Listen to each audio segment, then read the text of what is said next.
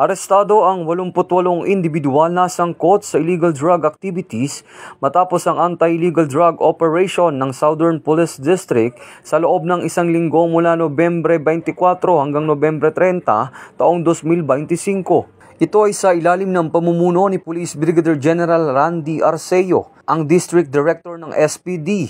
Nahuli sa operasyon ng isang high-value individual at 87 ang street-level individuals. Nasabat sa operasyon ang 248.14 na gramo ng shabu, 9.99 grams ng dried marijuana leaves at 6.50 grams ng kush na may kabuuang halaga ng 1,697,650.80 centavos. Patuloy naman na pinatitibay ng buong pwersa ng Southern Police District ang pakikipag-ugnayan sa iba't ibang ahensya ng pamahalaan at iba pang concerned agency upang masugpo ang iligal na droga sa bansa. Ito ang bagong PNP para sa bagong Pilipinas. Serbisyong mabilis, tapat at nararamdaman.